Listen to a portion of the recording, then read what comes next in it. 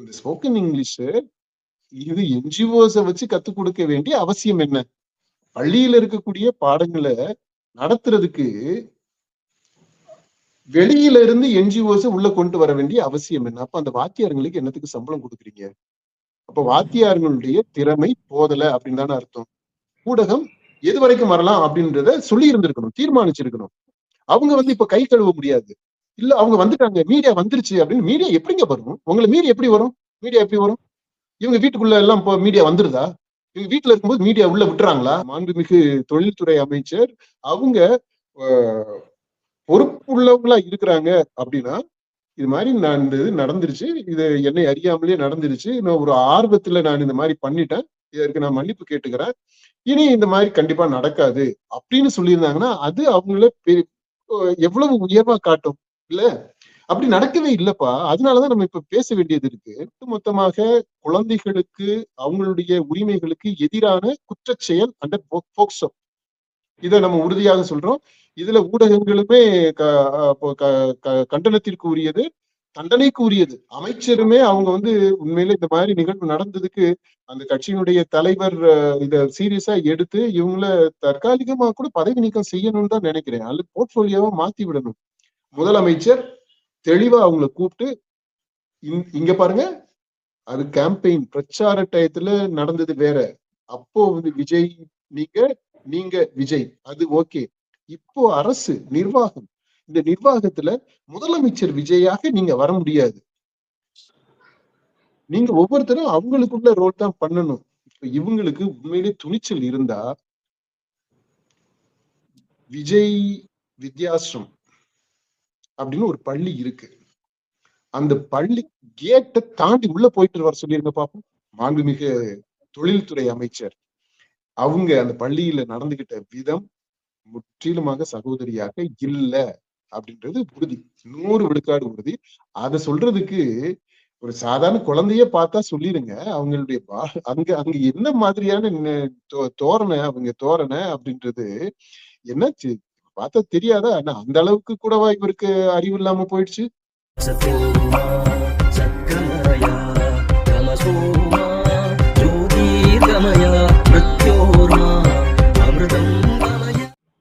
இந்த ஆய்வின் போது அமைச்சர் ஒரு விஷயத்த சொல்றாங்க, இந்த குழந்தைங்களுக்கு மாணவர்களுக்கு ஸ்போக்கன் இங்கிலீஷ் கத்து தரதுக்காக என்ஜிஓஸ் ஈடுபடுத்தலாம் அப்படிங்கிற ஒரு விஷயத்தையும் சொல்றாங்க. இது மாதிரி கல்வி நிறுவனங்கள்ல பள்ளிகள்ல ஸ்போக்கன் இங்கிலீஷ்காக என்ஜிஓஸ் ஈடுபடுத்தலாமா? பாருங்க, உங்களுக்கு உண்மையிலே பாராட்டணுங்க. இந்த பாயிண்ட ஏறத்தாழ எல்லாருமே ஓவர்லுக் பண்ணிட்டாங்க, எல்லாருமே ஸ்கிப் பண்ணிட்டாங்க, கண்டுக்கவே இல்லை. எல்லாரும் அந்த குழந்தையினுடைய மனசுல கஷ்டப்படுது அப்படி இப்படி அந்த அந்த இதுலயே போயிட்டாங்களா. அடுத்து அந்த அமைச்சர் பேசுனது அதுல கான்சென்ட்ரேட் பண்ணதுனால ரொம்ப முக்கியமான பாயிண்ட்டுங்க இது. அந்த அமைச்சர் போற போக்குல அந்த ஒரு ஸ்டேட்மெண்ட்டை சொல்றாங்க, அந்த ஆசிரியர்கிட்ட சொல்லும் போது, பாருங்க என்ஜிஓஸ் எல்லாம் இருக்கிறாங்க, அவங்க எல்லாம் இன்வால்வ் பண்ணிக்கலாம் அப்படின்னு சொல்றாங்க. அது அவங்களுடைய மைண்ட்ல என்ன இருக்குதுன்றத நீங்க பாருங்களேன். ஸ்போக்கன் இங்கிலீஷ சொல்லி தர்றதுக்கு வெளியில இருந்து என்ஜிஓஸ் உள்ள வரலாம் அப்படின்னா, இப்போ விளையாட்டுக்கு என்ஜிஓஸ் வரலாம், யோகா சொல்லித்தர என்ஜிஓ வரலாம், இல்ல இன்னொரு அறிவியல்ல ஒரு இதை சொல்லித்தர்றதுக்கு என்ஜிஓ வரலாம். இது கணக்கு எளிதாக அபக்கஸ் இதெல்லாம் சொல்றாங்க பார்த்தீங்கன்னா, அந்த மாதிரி புதுசா ஏதோ ஒண்ணு சொல்லித்தரணும் அப்படின்னா அதுக்கு என்ஜிஓ வரலாம். இப்படி எதுக்கு வேணாலும் என்ஜிஓ உள்ள வரலாம். இப்ப இந்த என்ஜிஓஸ் உள்ள வந்தா என்ன நடக்கும் அப்படின்றது பெரிய கேள்வி. ஏன்னா என்ஜிஓ அப்படின்றது இன்னைக்கு ஒரு சித்தாந்தத்தினுடைய அடிப்படையில வேலை செய்யக்கூடியவங்களா இருக்கிறாங்க. அது இடதுசாரிகள் இந்த பக்கம் ஒரு எக்ஸ்ட்ரீம் லெப்ட், இன்னொரு பக்கம் எக்ஸ்ட்ரீம் ரைட். அதாவது எக்ஸ்ட்ரீமா எக்ஸ்ட்ரீமா இடதுசாரிகள், இது ரெண்டுக்கு இடையில இந்த என்ஜிஓஸ் எங்க வேணாலும் இருக்கலாம் இந்த ஸ்பெக்ட்ரத்துல. இப்போ நம்ம எந்த மாதிரியான என்ஜிஓஸ் உள்ள கொண்டு வர போறோம் அப்படின்றது முக்கியம். அடுத்து இப்ப என்ஜிஓஸ் எல்லாமே இங்கிலீஷ்ல புலமை பெற்றவர்கள் ஓசியா சொல்லி தந்துருவாங்களா? அவங்க எல்லாம் நீங்க பாருங்களேன், இந்த வெளிநாடுகளுக்கு ஒரு காலத்துல 1990s தான் அது ரொம்ப ஒரு பெரிய அவ்வளவு தூரம் பாப்புலரா இருந்துச்சு. அவ்வளவு எங்க பார்த்தாலும் தடிக்கு விழுகிற இடத்துல எல்லாம், சென்னை மாதிரியான பெருநகரத்துல எல்லாம் பாத்தீங்கன்னா இந்த மாதிரியான இந்த கல்ச்சர், அதாவது வெளிநாட்டுக்கு போறவங்களுக்கு தயாரிக்கிறது. பெண்கள் போகணும் அப்படின்னா ஆண் ஹஸ்பண்ட் வேலை செய்வாரு. அப்ப அங்க போய் அந்த கல்ச்சருக்கு ஏற்ற எப்படி அடாப்ட் பண்ணிக்கணும் அப்படின்றத சொல்லி தர்றதுக்காக, மனைவிகளுக்கு பிள்ளைகளுக்கு சொல்லி தர்றதுக்காக நிறைய நிறுவனங்கள். அப்புறம் இந்த ஸ்போக்கன் இங்கிலீஷ் இப்ப மேடம் சொல்றாங்க இல்லையா, நம்ம தொழில்துறை அமைச்சர், இந்த ஸ்போக்கன் இங்கிலீஷ் சொல்லி தர்றதுக்குன்ட்டு ஏஜென்சிஸ், அவ்வளவு நிறுவனங்கள், என்ஜிஓஸ், பார்த்தா ஃபீஸ் ஐயோ லட்சக்கணக்குல. அது இப்போ கொஞ்சம் குறைஞ்சிருக்கு. ஏன்னா இப்ப என்ஜிஓன்னு சொல்லும் போது ஒரு துறையில ஸ்பெஷலிஸ்டா இருக்கிறாங்க அப்படின்னா அவன் அதுக்கேற்ற மாதிரி ரேட்டை வச்சிருப்பான். ஓசியா வந்து யாரும் சொல்லித்தரது இல்லை. ஓசியா வந்து சொல்லித்தர்றான் அப்படின்னா, ஒரு கவர்மெண்ட் ஸ்கூல்ல ஒரு ப்ராஜெக்ட் ஒருத்தர் சொல்லித்தர்றான் அப்படின்னா, வேற ஒரு ப்ராஜெக்ட் அவங்களுக்கு வந்து பல மடங்கு லாபம் தரக்கூடியதாக ஒண்ணு அரசுகிட்ட இருந்து எதிர்பார்ப்பான். அப்படிதான் இருக்கும். There is always a give and take. இது வந்து எப்படின்னா, அந்த மீன் பிடிக்கிறதுக்கு அந்த புழுவை வைக்கிறோம் பாத்தீங்களா, அந்த தூண்டில்ல அந்த மாதிரிதான், இது ஒரு ஹூக் மாதிரி தான் பயன்படுத்திக்கிறவாங்க. இது எல்லாத்தையுமே பார்க்க வேண்டியது இருக்கு. அப்போ அப்புறம் பட்ஜெட்ன்ற இது வரும். ஒண்ணு சித்தாந்த ரீதியாக யாரை கூப்பிடுறதுன்றது, அப்புறம் எந்த அளவிற்கு எக்ஸ்பர்டீஸ் உள்ள ஆட்களை நம்ம உள்ள கொண்டு வர போறோம்ன்றது, அடுத்து இதுக்கு என்ன கட்டணம் அப்படின்றது, இவ்வளவு விஷயங்கள் இருக்கு. இப்ப இதெல்லாமே போற போக்குல எல்லாம் செய்யக்கூடியது கிடையாது. அப்புறம் வாட் இஸ் த நீட்? இப்ப இந்த ஸ்போக்கன் இங்கிலீஷ் இது என்ஜிஓஸ வச்சு கத்துக் கொடுக்க வேண்டிய அவசியம் என்ன? அடுத்து இந்த கேள்வி. அடுத்து எதையுமே பள்ளியில இருக்கக்கூடிய பாடங்களை நடத்துறதுக்கு வெளியில இருந்து என்ஜிஓஸ் உள்ள கொண்டு வர வேண்டிய அவசியம் என்ன? அப்ப அந்த வாத்தியார்களுக்கு என்னத்துக்கு சம்பளம் கொடுக்குறீங்க? அப்ப வாத்தியார்களுடைய திறமை போதல அப்படின்னு தானே அர்த்தம். இந்த teachers are not empowered enough அப்படின்னு தானே அர்த்தம். அவங்க வந்து அந்த குழந்தைங்களை மென்டார் பண்றதுக்கு, ஃபார்ம் பண்றதுக்கு உரிய திறமையும் தகுதியும் இல்லாதவர்களா போயிட்டாங்கன்னு தானே அர்த்தம். அப்ப என்ன பண்ணணும்? இந்த ஆசிரியர்களை எம்பவர் பண்ணணும். ஆசிரியர்களுக்கு சிறப்பு பயிற்சி கொடுக்கணும். இல்ல ஏன்னா இது பாடத்திட்டங்கள் மாறுது, காலம் மாறுது, டெக்னாலஜி மாறுது. அதுக்கேற்றது மாதிரி புதிய தலைமுறை குழந்தைகளை புரிஞ்சுக்கிறதுக்கு அந்த அதுக்கு இணைவா இவங்க வந்து ஆசிரியர்களுக்கு பயிற்சிகள் கொடுக்கணும். தொடர் பயிற்சி, கண்டினியூஸ் பயிற்சி இருக்கணும். இல்ல அந்த மாதிரி அதுதான் பேசி இருக்கணும். ஆனா அந்த மாதிரி யோசிக்கிற அளவுக்கு எல்லாம் யாருக்கு இல்ல. இந்த ராஜ்மோகனே கல்வி அமைச்சரா இருக்கிறாரு, அவருமே இந்த மாதிரி பேசுறது மாதிரி தெரியல. அதுக்கெல்லாம் கொஞ்சம் டைம் எடுத்து பண்ணணும். இப்போ ஓகே, இனிஷியலா அவங்க எல்லாமே ஒரு பெரிய ஆர்வத்துல, அந்த எக்ஸூபரன்ஸ் இருக்கு, எக்ஸைட்மெண்ட் இருக்கு, பதவி வந்துருச்சு, பொறுப்பு வந்துருச்சு, பவர் கையில இருக்கு, அதை காட்டணும் அப்படின்றது. It is a vulgar display of their power which they enjoy right now. It is a vulgar display of power, authority. அதுதான் இப்போதைக்கு எல்லா துறைகளிலுமே நடந்திருக்கு. மாண்புமிகு தொழில்துறை அமைச்சர் இந்த பள்ளியில காட்டுனதுமே அதான். It is a vulgar display of her authority. அப்புறம் இன்னொரு முக்கியமான விஷயம், இப்ப அந்த ஸ்கூல்ல வந்து இவங்க ஆய்வு பண்றதுங்கிறது, உள்ள போனதுல இருந்து ஆய்வு பண்ற அந்த குழந்தைங்கள்ட்ட பேசுறது வரையுமே ஒரு விஷயம் கூட விடாம எல்லாமே வந்து சமூக வலைதளங்கள வெளிவந்துச்சு. அது வந்து ரீல்ஸுக்காக இவங்க எடுக்கப்பட்டது அப்படின்னு சொல்லிட்டு விமர்சனங்கள்லாம் வந்துட்டு இருக்கு. ஆனா அதுக்கு வந்து அவங்க பதில் சொல்றப்போ, நான் வந்து யாரையும் கூட்டிட்டு போல, ஊடகத்துறையில இருந்து வந்தாங்க, ஊடகத்துறை வந்து அவங்க கடமையை செஞ்சாங்க, அதை எப்படி நான் தடுக்க முடியும், அவங்க வந்து வீடியோ எடுத்து செய்தியா வெளியிட்டாங்க அப்படிங்கறத அவங்க சொல்றாங்க. பொதுவாகவே ஏதாச்சும் அமைச்சர்கள் ஆய்வு வராங்க, ஏதாச்சும் நிகழ்ச்சி நடக்குது அப்படின்னா ஊடகத்தினர் போறாங்க அப்படின்னா அங்க வந்து விஷுவல்ஸ் எடுத்துட்டு அது தொடர்பு பேட்டி அங்கேயே அமைச்சர்கிட்ட பேட்டி எடுப்பாங்க. ஆனா அவங்க வந்து அங்க பேட்டி கொடுத்த மாதிரி தெரியல. ஆனா இவங்களுடைய அந்த விஷுவல்ஸ் எல்லாமே வந்துட்டு ஒண்ணு கூட விடாம எல்லாமே வருது. அது வந்து நான் ஏற்பாடு பண்ணல, அதுவா அதாவது தானா சேர்ந்த கூட்டம் அப்படின்னு சொல்லுவாங்கல்ல, அது மாதிரி ஊடகத்துறையினர் மேல வந்து இவங்க வீடியோ எடுத்து போட்டாங்க அப்படிங்கிறாங்க. அந்த பள்ளிக்குள்ள போயிட்டு இது மாதிரி ஊடகமாவே இருந்தாலும் இது போல ஆய்வு செய்யறத மாணவர்கள் இருக்கிறத வந்து வீடியோ எடுக்க முடியுமாப்பா? இல்ல, இவங்க தப்பா சொல்றாங்க, பொய் சொல்றாங்க, முழு உண்மையை சொல்லல. பொய் சொல்லணும், முழு உண்மையை சொல்லல, சமாளிக்கிறாங்க, மழுப்புறாங்க. இவங்க ஏற்கனவே இன்னொரு கான்டெக்ட்ல இந்த மாண்புமிகு தொழில்துறை அமைச்சர் இந்த மாதிரி தமிழ்நாட்டிற்கு வர வேண்டிய முதலீடுகள்லாம் ஆந்திராவுக்கு மற்ற மாநிலங்களுக்கு போகுதே அப்படின்றத சொல்லும்போது அவங்க இந்த மாதிரி நான் ஊடகத்துல எப்படி தெரிஞ்சுக்கிட்டீங்க அப்படின்னா அதுக்கு அவங்க சொல்றாங்க, நான் இந்த மாதிரி என்னுடைய போஸ்டுக்கு எக்ஸ் தளத்துல அவங்க போஸ்ட் போட்டாங்கல்ல, அதுல வரக்கூடிய அந்த காமெண்ட்ஸ் இருக்கு இல்லையா, அதை பார்த்து அதுல இருந்து பார்த்து நான் தெரிஞ்சுக்கிட்டேன், அதுல நிறைய பேர் சொல்லி இருக்கிறாங்கன்றாங்க. அந்த அளவுக்கு தான் இவங்களுடைய அந்த பொலிட்டிக்கல் அக்யூமெண்ட் இருக்கு அப்படின்னு நம்ம புரிஞ்சுக்கிறோம். அந்த அப்படிதான் நம்ம இந்த சமாளிப்பையும் பார்க்கணும். இவங்க வந்து முதல்ல ஒரு கல்வி நிறுவனத்துக்குள்ள உள்ள போறதுக்கு யாருக்குமே அனுமதி கிடையாது. ஆசிரியர்கள், மாணவர்கள் அவங்களுக்கு தான் அனுமதி. பெற்றோர்களே கூட நீங்க பாருங்க, தனியார் பள்ளிகள் எல்லாம் பெற்றோர்களை கேட்டுக்கு வெளியில தான் நிறுத்திடுவாங்க, உள்ளே போக முடியாது. அந்த பேரண்ட்ஸ் டே அப்படின்ட்டு ஏதாவது ஒரு ஃபங்க்ஷன் இருக்கு, அவங்களுக்கு பேரண்ட்ஸை இன்வைட் பண்றாங்க அப்படின்னா மட்டுமே தான் அவங்க உள்ளேயே போக முடியும், மற்றபடி உள்ள போகவே முடியாது. அது மாதிரி உள்ள மாணவர்களுக்குள்ள கல்லூரியில இப்போ பிரச்சனை இருக்குன்னு வச்சுக்கோங்களேன், 2 குரூப்பா சண்டை போட்டுக்கிறாங்க அப்படின்னா போலீஸே உள்ள வர மாட்டாங்க. அனுமதி மேனேஜ்மெண்ட்ல இருந்து அவங்க சொல்லி அவங்க உள்ள வர வச்ச கூப்பிட்டாங்கன்னா மட்டுமே தான் போலீஸே உள்ளே வரும். இதுதான் முறை கல்வி நிறுவனத்தை பொறுத்த மட்டும் இல்லை. ஏன்னா கல்விக்கு அவ்வளவு முக்கியத்துவம் நம்ம கொடுக்குறோம், அதை நம்ம மதிக்கிறோம். ஓகே, இப்போ அப்போ ஊடகங்களுக்கு அது ரொம்ப பொருத்தம். ஏதாவது ஒரு நிகழ்வு நடக்குது அப்படின்னா கல்லூரி நிர்வாகம் ஊடகங்களை கூப்பிடும். அப்போ கூப்பிட்டு எந்த இடத்துல அந்த ஊடகம் நிகழ்ச்சி நடக்குதோ அந்த இதை அவங்க கவர் பண்ண போறாங்க. ஃபங்க்ஷன் மோஸ்ட்லி ஃபங்க்ஷன்ஸுக்கு தான் நம்ம மீடியாவை நம்ம கூப்பிடுவோம். அப்புறம் அல்லது அந்த சம்பந்தப்பட்ட அந்த கல்லூரி பள்ளியினுடைய தலைமை ஆசிரியரோ அல்லது பொறுப்பா யார் இருக்கிறாங்களோ அவங்க ஊடகத்தை அட்ரஸ் பண்ணுவாங்க. இதுதான் நடைமுறைப்பா. மீடியா அவங்க இஷ்டத்துக்கெல்லாம் இன்ஸ்பெக்ஷனுக்கெல்லாம் போக முடியாது.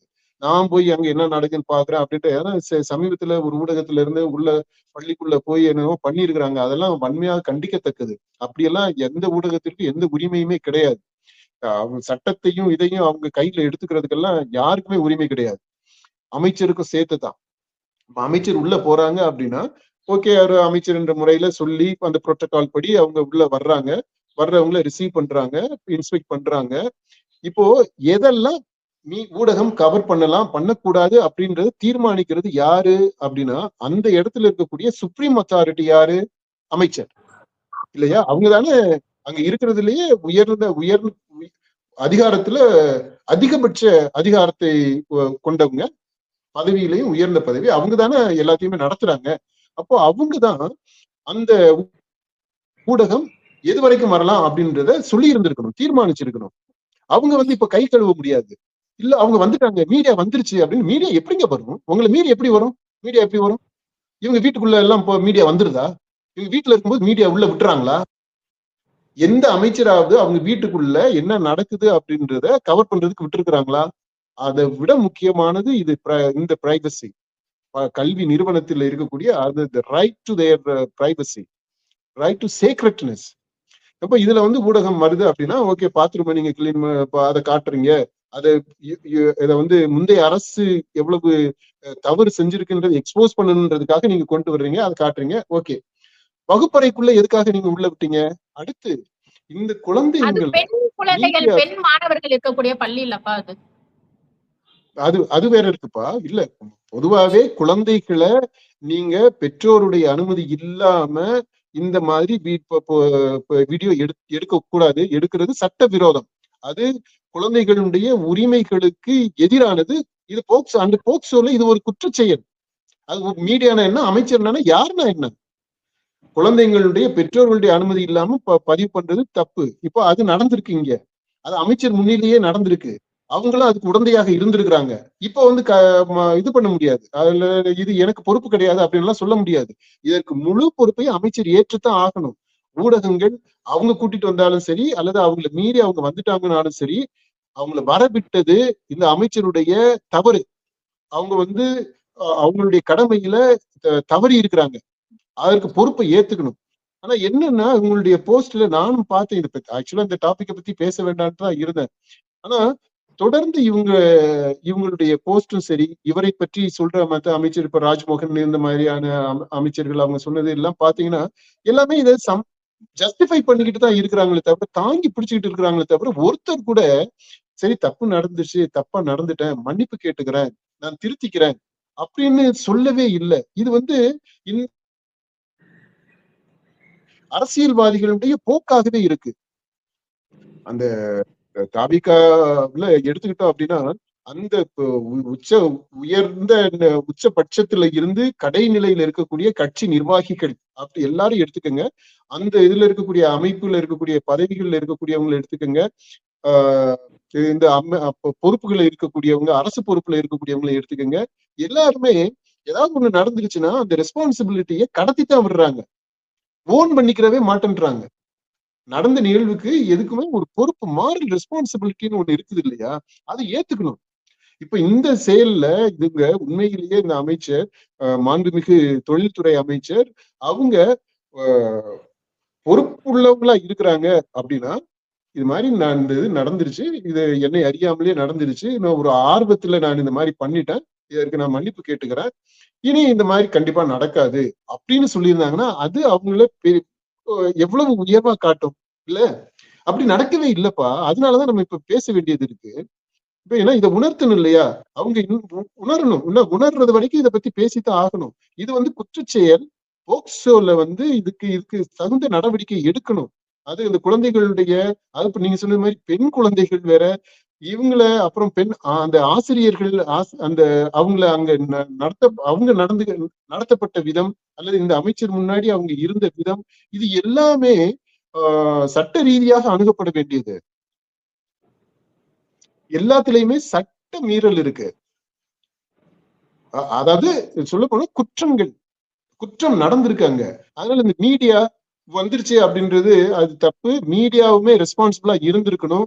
இந்த விஷயத்துல உண்மையிலே வந்து ரெக்கார்ட் பண்ணியிருந்தாலுமே இந்த வகுப்பறைக்குள்ள நடந்த இது இருக்கு இல்லையா, அந்த குழந்தைய வந்து நிறுத்தினது, அந்த குழந்தைக்கு தெரியாத மாதிரி சொன்னது, அப்புறம் அந்த அமைச்சருடைய பேக் பெஞ்ச் பத்திய, அந்த லாஸ்ட் பெஞ்ச் பத்திய அந்த காமெண்ட்ஸ், இது எல்லாமே இருந்திருந்தாலுமே கூட, ரெக்கார்ட் பண்ணியிருந்தாலுமே ஊடகம் பொறுப்பா இதை வந்து டெலிகாஸ்டே பண்ணியிருக்க கூடாது, வெளியில விட்டுருக்க கூடாது, இந்த ஊடகங்கள் செஞ்சிருக்க கூடாது. அதுதான் ஊடக தர்மம்னு ஒண்ணு இருக்கு.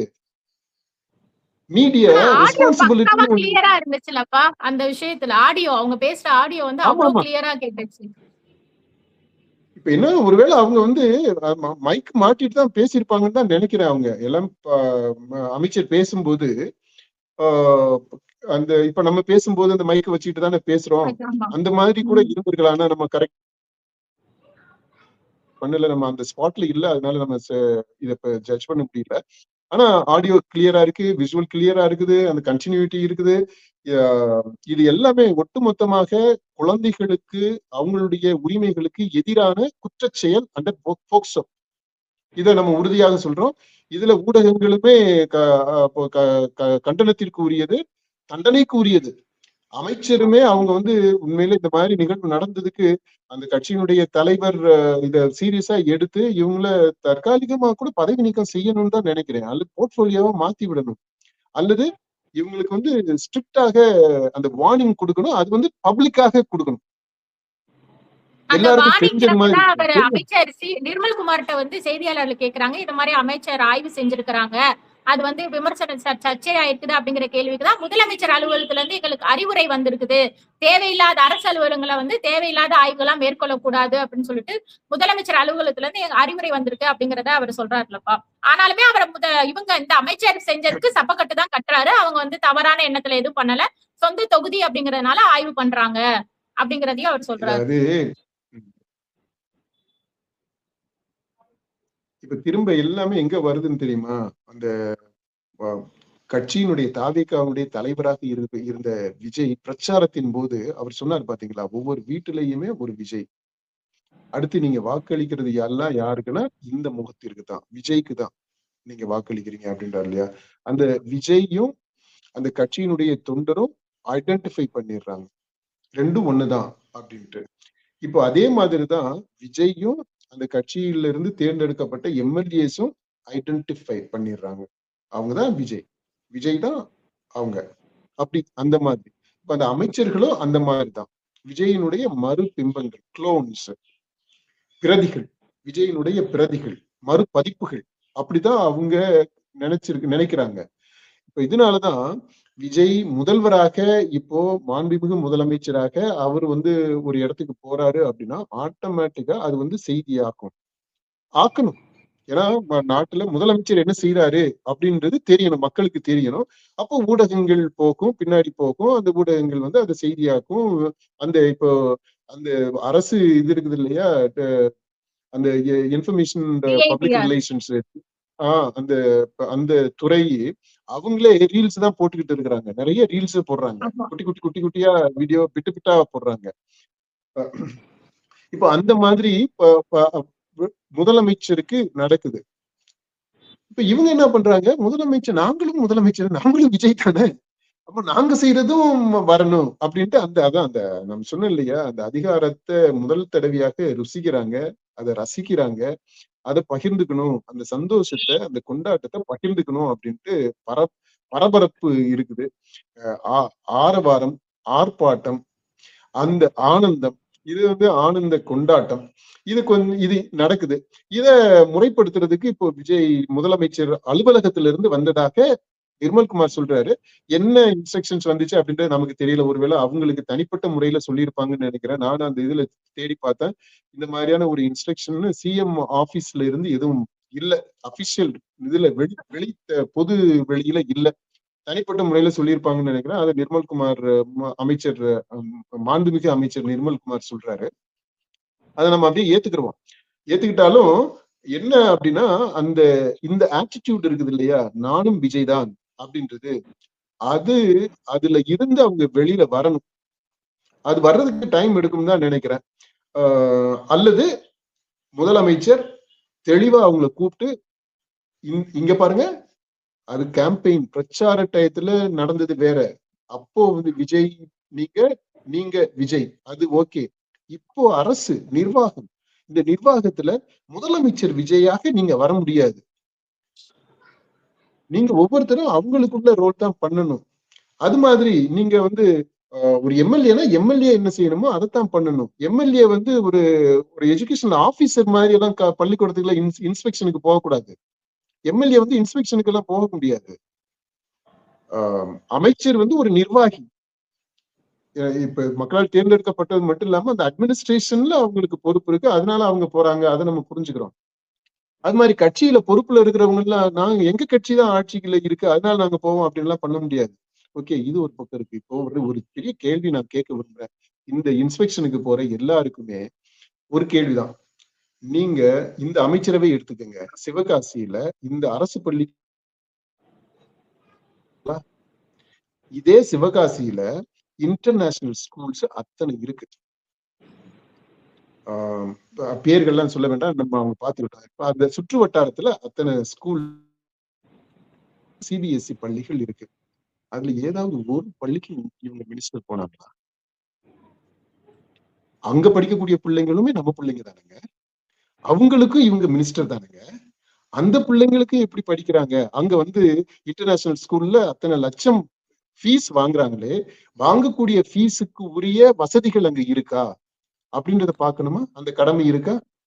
அந்த குழந்தைகளுக்கு வகுப்பறையில என்ன நடக்குது? இப்ப இவங்க வந்து ஸ்போக்கன் இங்கிலீஷ், இங்கிலீஷ் அதை பத்தி எல்லாம் பேசினாங்க இல்லையா, அதே மாதிரி அங்க என்ன நடக்குது அப்படின்றத பார்க்கணும் இல்லையா? அந்த பொறுப்பு அவங்களுக்கு இருக்கா? அங்க இருக்கக்கூடிய அந்த லாஸ்ட் பெஞ்ச் மாணவர்கள் அங்க எப்படி இருக்கிறாங்க? அங்க வித்தியாசமா இருக்கா, இல்ல இங்க இருக்கிறது அரசு பள்ளி மாதிரி தான் அங்கேயும் இருக்கா அப்படின்றதையும் அவங்க பார்க்கணுமா? அங்கேயும் அந்த என்ஜிஓ வந்து பாடம் நடத்தலாம், ஸ்போக்கன் இங்கிலீஷ் சொல்லி தரலாம் அப்படின்றதுக்கான இதெல்லாம் செய்யலாமா? இதெல்லாம் ஏன் செய்யல அவங்க? அந்த பொறுப்புல இருந்து ஏன் தவறுனாங்க இவங்க? அந்த கடமையை ஏன் இவங்க செய்யல? இது பெரிய கேள்வி இல்லையா? இதை விட இன்னொரு கேள்வியை நான் கேட்கிறேன். இப்ப இவங்களுக்கு உண்மையிலே துணிச்சல் இருந்தா, விஜய் வித்யாசிரம் அப்படின்னு ஒரு பள்ளி இருக்கு, அந்த பள்ளி கேட்டை தாண்டி உள்ள போயிட்டு வர சொல்லிருங்க பாப்போம். அமைச்சராகவே நான் சொல்றேன், அமைச்சராகவே இவங்க அந்த விஜய் வித்யாசிரமம் அந்த பள்ளி கேட்டை தாண்டி உள்ள ஒரு 8 வச்சுட்டு வர சொல்லிருங்க பாப்போம். இதுதான். அப்போ அரசு பள்ளினா அதுக்கு ஒரு ஒரு அதாவது உங்களுடைய சிந்தனையில ஒரு ஹையரார்க்கியில ஒரு இடம் கொடுத்துருக்கீங்க. அதே ஏரியாவில் இருக்கக்கூடிய தனியார் பள்ளி அப்படின்னா அதுக்கு ஒரு இடம் கொடுத்துருக்கிறீங்க. அதே ஏரியாவில் இருக்கக்கூடிய இன்டர்நேஷனல் சிபிஎஸ்இ ஸ்கூலு, இந்த இன்டர்நேஷனல் சிலபஸ் இதெல்லாம் சொல்றாங்களா, அந்த மாதிரிதான் ஃபுல்லி ரெசிடென்சியல் ஸ்கூலு அப்படின்னா அதுக்கு ஒரு இடம் கொடுத்துருக்கிறீங்க. அப்புறம் அதுக்கு மேல இன்னொரு இடம் கொடுத்துருக்கிறீங்க. இப்படிதான் இதுதான் ஹையரார்க்கியா நீங்க வச்சிருக்கிறீங்க. இத முதல்ல ஒட்டச்சு எரியணுங்க. இப்ப பள்ளிக்கல்வித்துறை அமைச்சர் இந்த விவகாரம் தொடர்பா அவரும் வந்து பதில் அளிச்சிருக்கிறாரு. ஒரு அக்கா ஸ்தானத்துலதான் வந்துட்டு அந்த மாணவிகள்கிட்ட வந்து அவங்க பேசுறாங்க. அவங்க பேச வந்து எந்த உள்நோக்கமும் கிடையாது. சகோதரி மனப்பான்மையோட தான் அவங்க வந்து பேசுறாங்க. நான் இந்த இடத்துல இருந்து வந்தேன். அந்த மாணவிய பாக்குறப்போ அவங்களாவே நினைச்சுக்கிட்டு அந்த மாதிரிதான் அவங்க பேசுனாங்க அப்படிங்கறத அவரும் வந்து விளக்கம் கொடுத்திருக்கிறாருப்பா பள்ளிக்கல்வித்துறை அமைச்சர். இல்ல, பள்ளிக்கல்வித்துறை அமைச்சர் ராஜ்மோகன் அவரு மாண்புமிகு பள்ளிக்கல்வித்துறை அமைச்சர் ராஜ்மோகன் அவர்கள் நல்ல இனிமையானவர், சமாளிக்கக்கூடியவர். அதெல்லாம் ஓகேதான். அந்த திறமை அவருக்கு இருக்கு. அதனால அவர் சமாளிக்கிறாரு. ஆனா இந்த சமாளிப்புன்றது ஏற்கக்கூடியது அல்ல. அது நம்ம ஸ்ட்ராங்கான டேர்ம்னு சொல்றதுன்னா அது ரொம்ப அது வேண்டான்னு பாக்குறேன் நானு. இல்ல, அது வந்து முழுக்க முழுக்க அவரு தப்பாக இன்டர்பிரட் பண்றாரு. இந்த பள்ளிக்கல்வித்துறை அமைச்சர் ராஜ்மோகன் சொல்றது ஏற்கத்தக்கதே கிடையாது. அந்த நீங்க அந்த மாண்புமிகு தொழில்துறை அமைச்சர் அவங்க அந்த பள்ளியில நடந்துகிட்ட விதம் முற்றிலுமாக சகோதரியாக இல்ல அப்படின்றது உறுதி, 100 விழுக்காடு உறுதி. அதை சொல்றதுக்கு ஒரு சாதாரண குழந்தைய பார்த்தா சொல்லிடுங்க. அவங்களுடைய அங்க அங்க என்ன மாதிரியான தோரணை அவங்க தோரணை அப்படின்றது என்னாச்சு பார்த்தா தெரியாதா? அந்த அளவுக்கு கூடவா இவருக்கு அறிவு இல்லாம போயிடுச்சு? நான் கேக்குறது தப்பான கேள்வியா? அதுக்கு கொஞ்சம் இதுலதான் கேக்குறேன். ஆனா அந்த அளவுக்கு கூடவா இவருக்கு முடியாம போயிடுச்சு? அந்த விஷுவலை எப்படி இவர் நியாயப்படுத்த முடியும்? அந்த பள்ளியில நடந்தத எப்படி சகோதரின்னு எப்படி இவர் சொல்ல முடியும்? அப்படி நடக்கவே இல்லைங்க. சகோதரி முன்னாடிதான் அந்த ஆசிரியர் எல்லாம் கை கட்டிட்டு நிப்பாங்களாமா? இல்ல, இதை திரும்ப பேசணும்னா அது பெரிய இன்னும் திரும்ப உணர்ச்சி வசப்பட்டு பேசுற மாதிரி போயிடும். ஏற்கனவே நம்ம இந்த அமைச்சருடைய நடத்தை என்ன அப்படின்றத நம்ம சொல்லிட்டோம். அதனால இது கல்வி அமைச்சர் சொன்னது ஏற்புடையது அல்ல. அது அவரு தவறா அதை இன்டர்பிரட் பண்றாரு.